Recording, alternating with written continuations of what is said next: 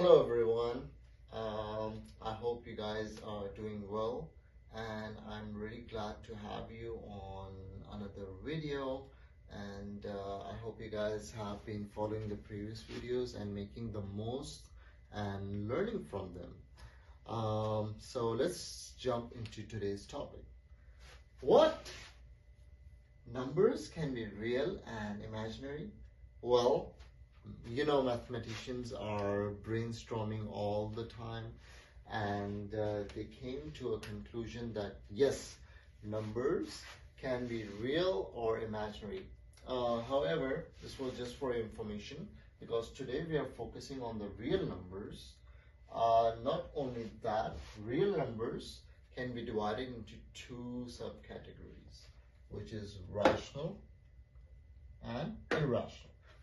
I circled the rational one because our today's focus is on the rational. Before I come to the definition, you know, this is math. We want to be more analytical. We want to understand first. So I'm not coming to the definition right now. Let's come to, let me demonstrate the rational family. So the rational numbers, they include the natural numbers. What are natural numbers? Natural numbers begin from 1 and continue increasing non-stop. I can't write all of them, and I don't have space, and of course I don't have that much time. I'm gonna be ending up doing this my whole life. And then the whole numbers, as you can see, the natural numbers are included in the whole numbers, and the whole numbers also have 0. So basically 0, 1, 2 onwards, all the way increasing, I don't know till infinity. The integers contain all the whole numbers and also the negative part of the number line. What are these now? The remaining.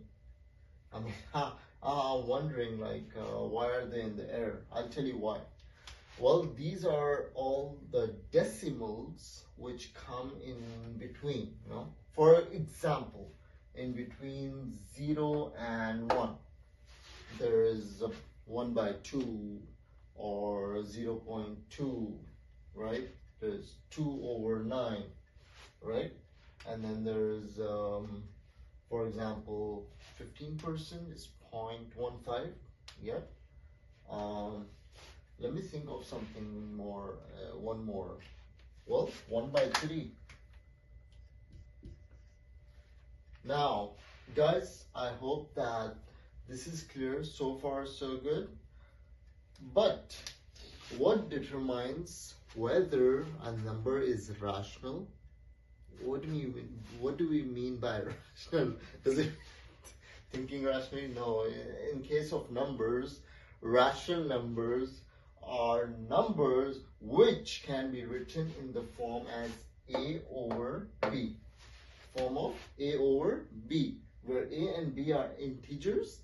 Note, I said integers. I did not say whole numbers. Why? Because they can be negative as well. See, you have to remember that. Of course, B cannot be 0. If B is 0, anything divided by 0 is, there is no solution for that, right? So that is why these numbers are rational. Why?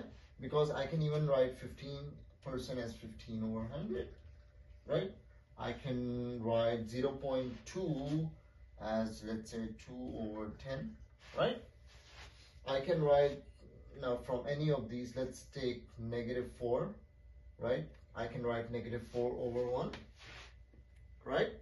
So that is the explanation or the justification of why these numbers are rational. One thing I would like to add, when I say that the numbers in the air are all the decimals in between, let me rephrase it by saying that decimals which can be written in the form of A over B, because not all decimals can. For example, √2. right? It's like, I think 1.414 something, whatever, but it cannot be written as A over B. So this is not part of the rational family. We have pi, not the eating pie. Pi, pi is like, it's like 3.142, blah blah. I don't know. Where it never stops, So that's why there's a joke saying pi takes all the cake. So this cannot be written as A over B. So I think that it's very clear what rational numbers are. They should be they are numbers which can be written as A over B. The condition is that you should be able to write them as A over B. So thank you so much for watching, and I hope you guys learned and understood the rational numbers. Thank you.